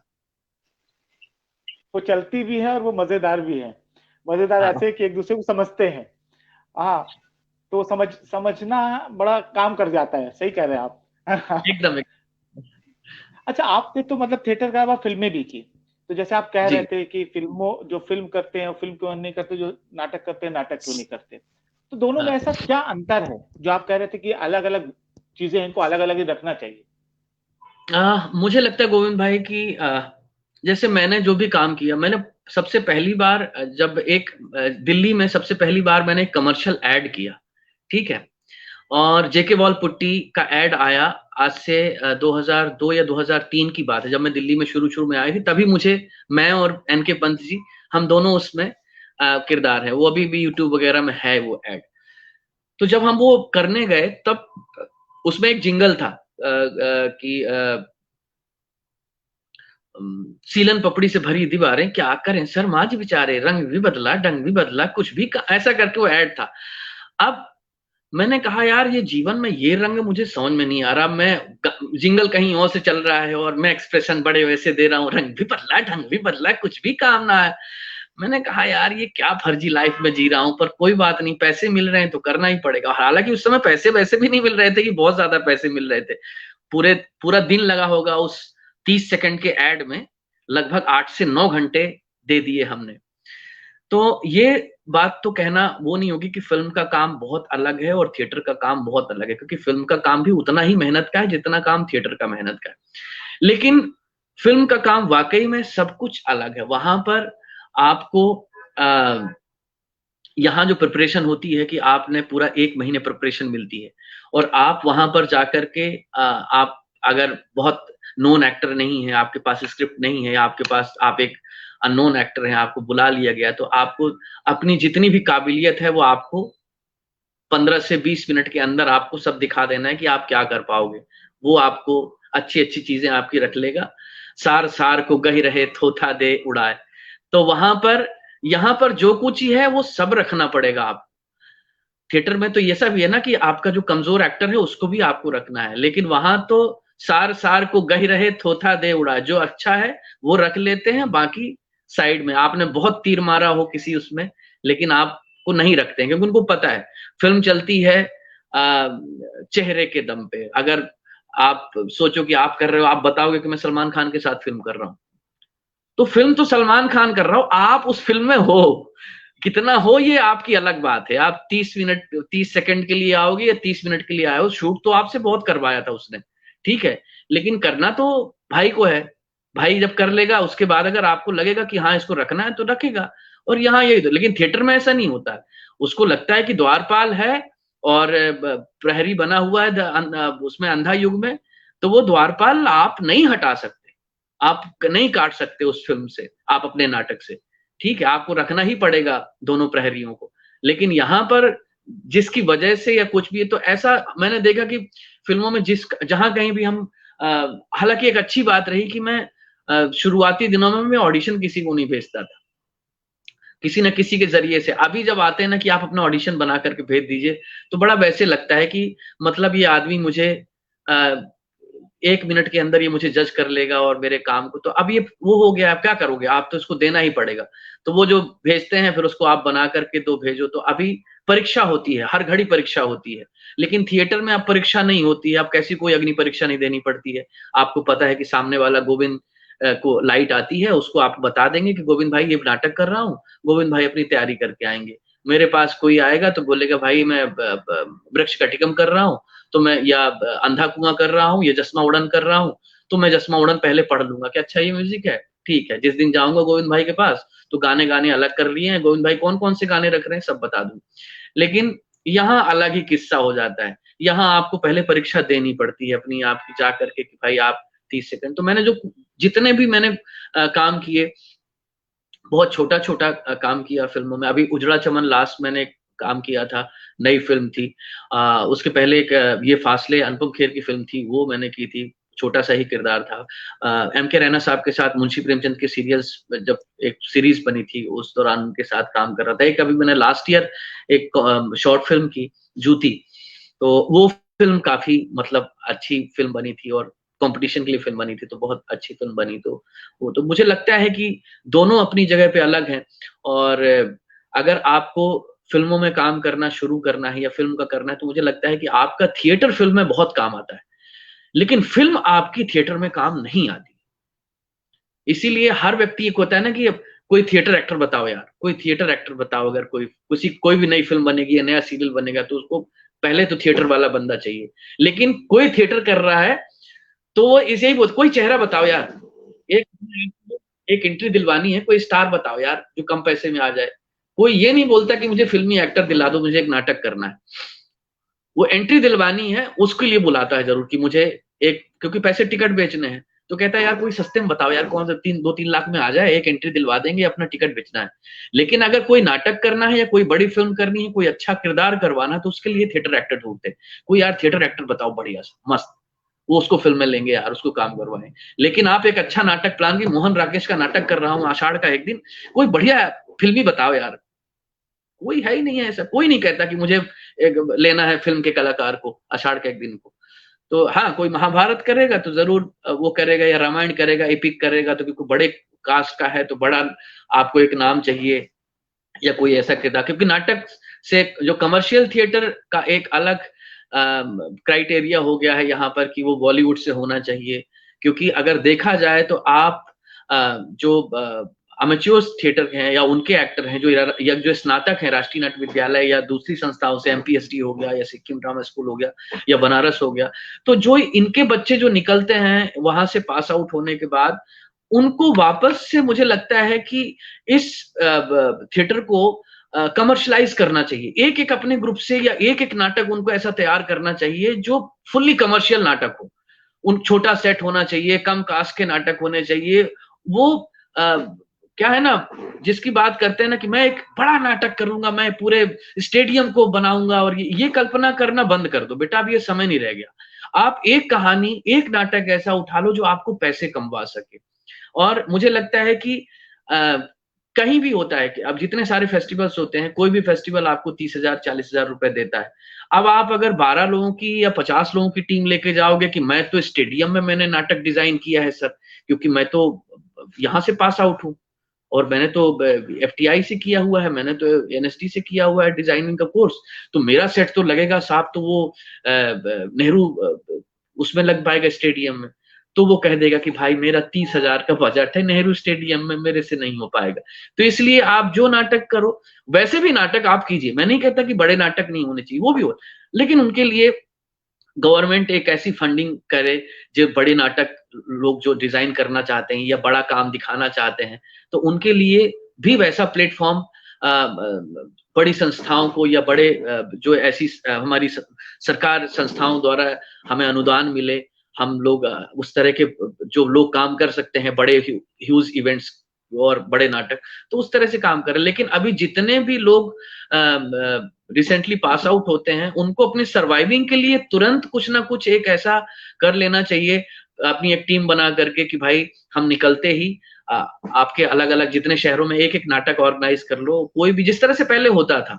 तो वो एक परंपरा शायद हमें बढ़ा सकती है, हमें आगे बढ़ा सकती है कि जब एक राष्ट्रीय नाट्य विद्यालय का या MPSD का या सिक्किम ड्रामा स्कूल से या बनारस से या FTI से जो बंदा पास आउट होगा, वो अपने 4 लोगों की टीम बना करके वो पूरा हिंदुस्तान ट्रेवल करेगा छोटे छोटे, कि उसको बस यार तू अपने शहर में बुला ले, हॉल करवा लेना, हम आ रहे हैं शो करने। तो इस तरह की परंपरा नहीं शुरू हो पाई। मुझे लगता है कि वो भी एक शुरू होनी चाहिए, ताकि नाटकों का, हालांकि 9 महीने से तो हम घर पे कैद थे, तो हम ये सब सोच रहे थे कि इस तरह का भी काम होना चाहिए कि अगर आपस में ही 2 लोग बैठ करके और डिसाइड कर लें, 4 लोगों की टीम बन जाए, एक लाइट में, एक म्यूजिक में और 2 एक्टर। आप 27-28 एक्टर पास आउट होते हैं, डिजाइनर पास आउट होते हैं। कम से कम निकलने के बाद 27 प्रोडक्शन तो होने चाहिए ना एक एक बंदे का, एक एक आदमी का। तो आप ये समझ लो कि साल में इतने सारे नाटक हो जाएंगे और लोग सीखने के लिए भी पहुंचेंगे कि भाई ऐसा इंस्टीट्यूट से निकल के, और तो वो प्रदर्शनों का दौर है ना, वो और भी बढ़ जाएगा। उसमें और भी लोगों को फायदा होगा कि जो न्यू कमर हैं, जो राष्ट्रीय नाट्य विद्यालय जाना चाहते हैं, वो उनसे कुछ सीख पाएंगे कि यार वो बंदे 2 लोग आए हैं, उन्होंने अपना काम शुरू किया और बहुत अच्छी तरह से नाटक कर रहे हैं, उनके कितने सारे शोज हो गए एक साल में। तो ये जरूर करना चाहिए, मुझे लगता है वो एक अच्छा प्लेटफॉर्म होगा कि इस तरह की शुरुआत हो। जी हेलो। हाँ, मैं सुन रहा हूँ। हाँ, तो एक बात ये है कि मतलब मुझे जहाँ तक लगता है कि जो आप बात कर रहे हैं कॉमर्शियली ना होना थिएटर का, कि शायद टिकट शो नहीं होते इस वजह से है कि जैसे बाहर टिकट शोज हो पाते हैं, हमारे यहाँ टिकट शो बहुत कम होते हैं। हमने अपनी ऑडियंस नहीं बताई, हम टिकट सेल नहीं करते ज्यादातर। एक चीज और भी है गोविंद भाई की, देखिए कि छोटे शहरों में जब हम मतलब जब रीवा जैसे शहरों में काम कर रहे थे थिएटर को लेकर के, तो वहां हम टिकटें बेच पा रहे थे, हम व्यापारियों के पास जा रहे थे, हम डॉक्टर्स के पास जाते थे, हम प्रोफेसर्स के पास जाते थे टिकट सेल करने। आज इंटरनेट का जमाना है, ऑनलाइन बुकिंग भी हो रही है टिकट्स में, लोग बाग, लेकिन नाटक देखने वाले भी वही लोग हैं जो नाटक कर रहे हैं। हमारी आम ऑडियंस बहुत कम है, ऐसे बहुत कम लोग हैं, ऐसे बहुत कम जो रेगुलर थिएटर देखने वाले हैं, जो थिएटर देखने के लिए आते हैं, ठीक है ना, बहुत कम लोग हैं। वही लोग थिएटर देख रहे हैं जो थिएटर में वो कर रहे हैं, तो उनके पास पैसे नहीं होते हैं, वो जुगाड़ से घुसना चाहिए, ठीक है। तो मुझे लगता है कि हर उस व्यक्ति को पैसे खर्च करने चाहिए। नाटक देखना चाहता है तो मैं कहता हूँ 10 रुपए का टिकट तो ले लो यार। राष्ट्रीय नाट्य विद्यालय में 20 रुपए का टिकट देखता है, लेकिन फिर भी वो भाई भतीजा बात करके घुसना चाहता है, भाई मेरे को घुसवा देना, मेरे को पास दिला देना। या बाहर कहीं नाटक होता है तो 50 रुपए, 100 रुपए, 500 रुपए का जो देना चाहते हैं, ठीक है, उसके पास है कैपेबिलिटी। लेकिन आप 50 रुपए नाटक के लिए, नाटक करते हुए भी नाटक 50 रुपए का नाटक नहीं देख पाते आप, तो फिर क्यों कर रहे हो आप नाटक? तो अगर आपको जैसे मान लीजिए टिकट नहीं मिल पाता है या पास नहीं मिल पाता है, तो आप टिकट खरीद लो। मेरी समझ से 50 रुपए और 20 रुपए का टिकट खरीद लेने में आपको कोई बुराई नहीं है।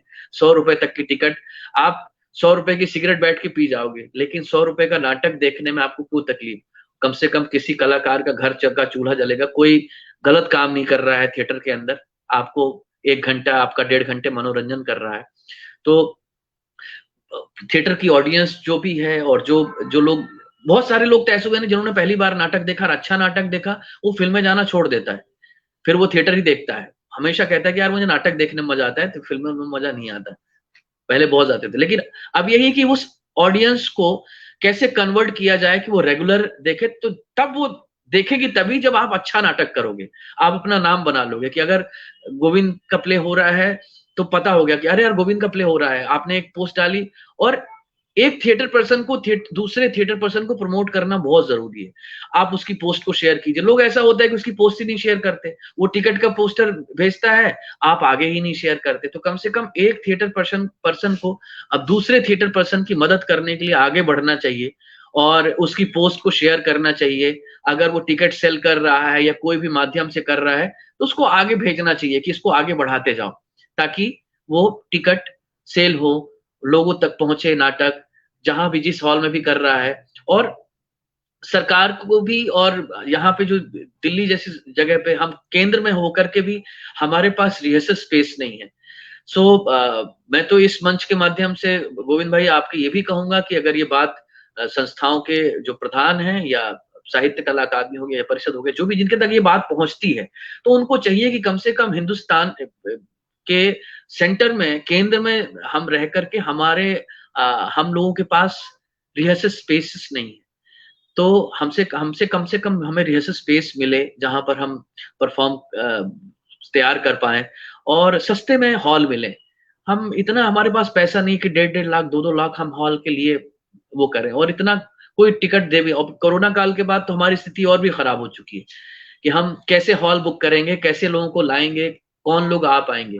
तो मुझे लगता है कि ये आने वाले 2-3 साल हमें सभागार जो है वो सस्ते दामों में मिलने चाहिए, और रिहर्सल स्पेस हमारे पास होने चाहिए, ताकि दिल्ली का जो थिएटर पर्सन है वो काम कर पाए, अच्छे से काम करे, अच्छे लोगों को थिएटर दिखा पाए। तो मुझे लगता है कि ये एक प्रयास होना चाहिए इस दिशा में। नहीं नहीं, बिल्कुल बिल्कुल, ये तो बहुत जरूरी रिहर्सल स्पेस का होना। कोरोना काल ने एक काम तो अच्छा किया है कि मतलब अब मोबाइल पे बैठ के भी रिहर्सल लोग कर लेते, बहुत सारे लोग की व्हाट्सएप पे रिहर्सल कर ली शुरुआती दौर में, और एक जगह बना दी कि शुरुआती दौर की रिहर्सल आप रीडिंग कर सकते हैं। हाँ, बहुत दिक्कत होती है, स्पेस की दिक्कत बहुत रहती है कि कहाँ जाएं, कैसे करें, और वहां तक जाना आना दिल्ली में वो भी बहुत दिक्कत वाली बात है। एकदम एकदम। अच्छा, आप तो राइटिंग भी करते हैं, आपने प्ले भी लिखे हैं, तो हाँ, उसकी शुरुआत कैसे हुई, किस तरह से आप राइटिंग में आए, मतलब वो राइटिंग लिखने का काम कैसे शुरू हुआ, कौन सा प्ले आपने लिखा, अभी आप क्या लिख रहे हैं? अभी मायने में देखिए ना गोविंद भाई, कि जो लिखने का, जो मेरी शादी के बाद, हालांकि पहले छोटी मैं कविताएं वगैरह लिखता रहता था स्कूल टाइम में, इस तरह से लाइनें लिखता रहता था, बट ऐसा बड़ा कुछ लिखने का कभी सोचा नहीं था कि ये कुछ लिखूंगा, इस तरह से कुछ करूंगा। तो मैं, जब मेरी शादी हुई तो हम शादी के बाद हम गए मणिपुर। मणिपुर वहां गए, और मणिपुर में वहां वर्कशॉप थी, और एक हुयलालोंग करके एक जगह है, वहां बच्चों के साथ, तो वीना यहाँ बड़ों के साथ काम कर रही थी, थानिन लाइमा का ग्रुप था उसके साथ। तो मुझे बोला कि यार आप भी चले जाओ वहां बच्चों के साथ वर्कशॉप वगैरह कर लेना। मैंने कहा ठीक है, मैं भी चला गया। तो अब वो लैंग्वेज ऐसी थी कि वो मणिपुरी बोलते थे, मैं हिंदी, लेकिन ट्रांसलेट करने के लिए मेरे पास 2-3, तो मुझे लगा कि वर्कशॉप के दौरान मैं एक नाटक कर लेता हूँ। तो वहां पर होता ये था कि दिन जल्दी हो जाती है, और शाम भी बहुत, दिन डूब जाता है, और भोर बहुत जल्दी हो जाती है, तो अपने पास टाइम बहुत होता था करने को। लेकिन वहां जो स्थिति चल रही थी उस दौरान मणिपुर में, वो बड़ा वैसे चल रहा था, विभत्स सा, उस समय बड़े आंदोलन हो रहे थे, और वो चैन एक आंदोलन हुआ था वहां पर, न्यू जो आंदोलन हुआ था, लोग शूट एंड आउट का वो था कि देखते ही गोली मार दो, ये चीजें बड़ा वैसे चल रही थी।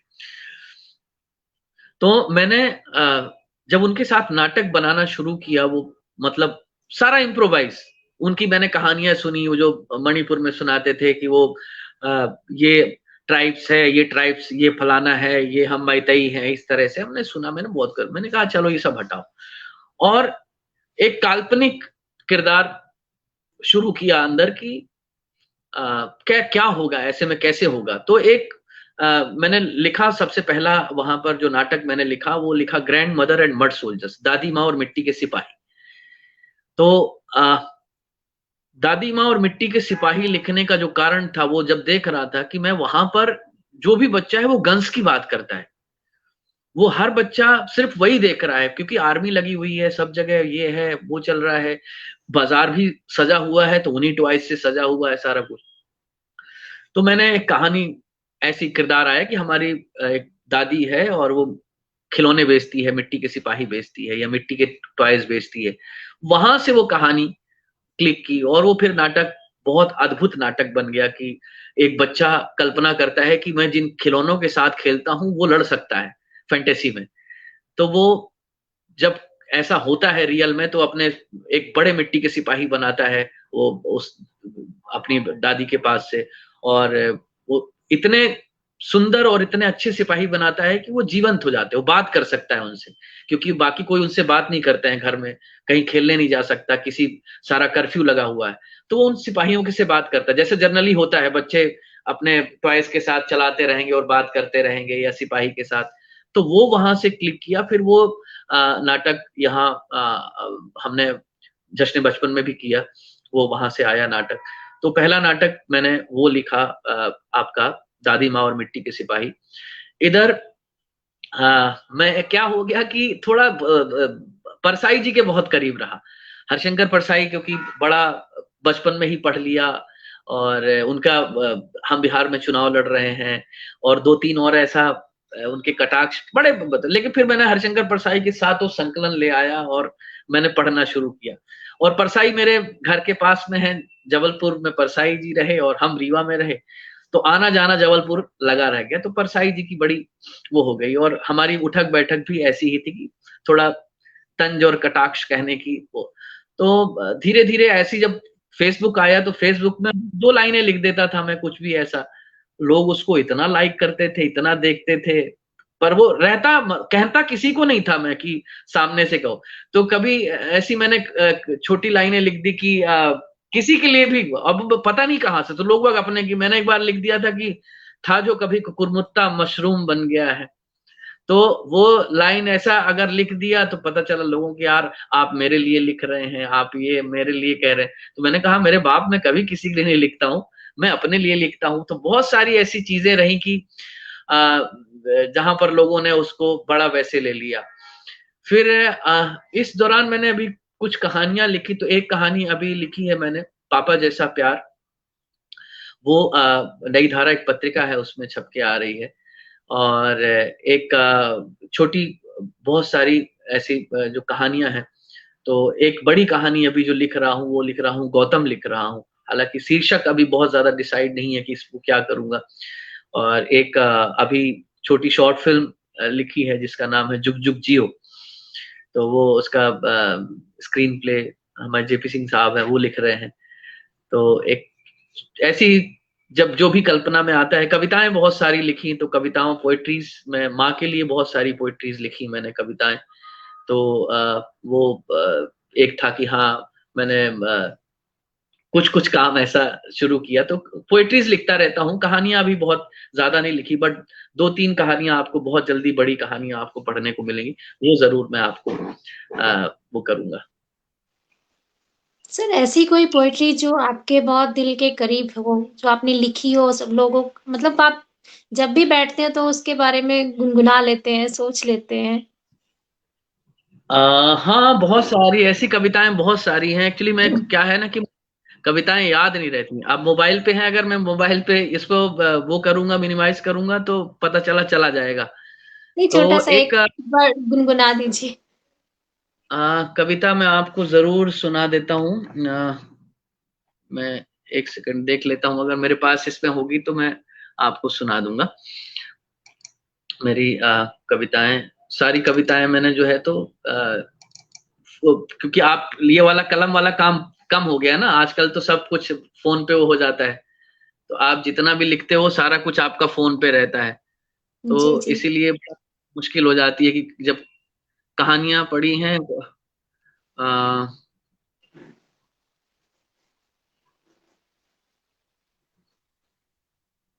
माफ कीजिएगा, मैं देख लेता हूँ, अगर कुछ होता है तो मैं आपको सुना देता हूँ। मैंने कहीं लिख कोई रखा नहीं है, सर। हालांकि फोन। नहीं, ऐसी कोई बात नहीं सुशील भाई, मतलब कोई नहीं, कोई नहीं। ऐसा कुछ नहीं। आप मतलब आपने तो अपने एक नाटकों एक में एक एक याद भूल जाएगी कि मैं सुना देता हूँ कि कहाँ चले तुम बाबू बनकर, आज भी मुझसे कहती है। कहाँ चले तुम बाबू बनकर, आज भी मुझसे कहती है। ध्रुव तारे के ठीक बगल में मेरी अम्मा दिखती है। ध्रुव तारे के ठीक बगल में मेरी अम्मा दिखती है। ये पूरी पोएट्री मेरे से, क्या है कि मैं बड़ा भावुक हो जाता हूँ ये कविता पढ़ने के पहले, तो बड़ा वैसे रहता है।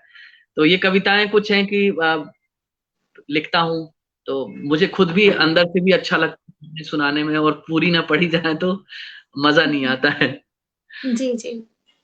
आपके साथ बात करके बड़ा मजा आ रहा है। तो मैं चाहूंगा, काफी देर से लोग गपशप किए जा रहे हैं, मैं चाहूंगा कि खत्म करने से पहले आप अपने किसी नाटक का एक गाना जरूर सुना दें हम सबको। जरूर क्योंकि जरूर जरूर जरूर। हाँ, आ, आ, मैंने अभी इधर बीच में जो मेरे कुछ नाटक हैं जिनमें मुझे बहुत मजा आया काम करके, उसमें से एक नाटक है आपका जसमा ओढ़न, जिसका म्यूजिक किया था, बहुत साल हो गए, और यहाँ जानकी देवी कॉलेज में। उसका एक गाना मैं सुनाता हूँ। हालांकि उस प्रोडक्शन के गाने बहुत सारे लोगों ने कंपोज किए, और बड़ा अच्छा अद्भुत म्यूजिक हुआ। उसमें से एक गाना सुनाता हूँ। तो मैं तो केल रे चढ़ूं, चंपे उतरूं, मैं तो जो हूँ मेरे विराजी की बात। मैं तो केल रे चढ़ूं, चंपे उतरूं, मैं तो जो हूँ मेरे विराजी की बात। लगन आए पास जी, लगन आए पास जी, लगन आए पास जी, लगन आए पास जी। मेरे कौन आए कौन आ रहे, एक आया नहीं मड़ी जाया वीर रे, एक आया नहीं मड़ी जाया वीर, एक आया नहीं मड़ी जाया वीर। क्या बात है, बहुत बढ़िया भाई, बहुत बढ़िया, मजा आ गया। मतलब बहुत अच्छा लगा आपके साथ बात करके, गपशप करके, है ना। बहुत सारी चीजों के बारे में हमें आपसे जानकारी मिली। हमें क्या, जो लोग देख रहे हैं, बहुत सारे लोग देख रहे हैं आपको, है ना। थैंक यू भाई, थैंक यू भाई। हाँ, तो मतलब उनको भी बहुत सारी चीजें पता चली होगी। तो भाई बहुत बहुत धन्यवाद। आपको फिर बुलाते रहेंगे, हम लोग ऐसी गप मारते रहेंगे जब जब मौके मिलेंगे। जरूर जरूर। गोविंद, थैंक गोविंद यू भाई सर। और स्नेह दोनों को बहुत बहुत शुभ बहुत शुभ। और आने वाला साथियों के जीवन में ढेर सारी खुशियां। लोग नाटक करें, बहुत सारे नाटक देखें और बहुत सारे नाटक करें। और आशा करता हूं कि ये जो विषम परिस्थिति है बहुत जल्दी खत्म हो जाए और हम सब एक साथ एक मंच पर फिर से एक साथ बैठ करके आमने सामने बैठ करके बात करें। और खुदा से दुआ करता हूं कि ऐसा मतलब ये जो हमारा काम है थिएटर वाला काम, वो कभी बंद ना होना चाहिए। बाकी दुनिया बंद हो तो बंद हो, लेकिन थिएटर होता रहना चाहिए, मैं ये जरूर चाहूंगा। नहीं थैंक नहीं, you so thank you so नहीं नहीं, उसी की शुरुआत के लिए मैंने ये शुरू किया कि थिएटर ना हो तो कम से कम थिएटर वालों से बात हो। और ये अच्छा मौका है हाँ जब हम बात कर पाते हैं, एक दूसरे को जान पाते जाए अच्छे तरीके से, है ना। हाँ नहीं तो हम अच्छी बात, अच्छी बात। नहीं तो हम लोग मिलते तो जरूर हैं, लेकिन ऐसे बात नहीं हो पाती इस तरह से। सब फैक्ट, एकदम फैक्ट। तो थैंक यू सो मच भाई, बहुत बहुत thank you sir. Thank you sir. Thank you Sunil भाई, धन्यवाद, बहुत बहुत धन्यवाद। जय हिंद, फिर मिलते हैं। पक्का पक्का।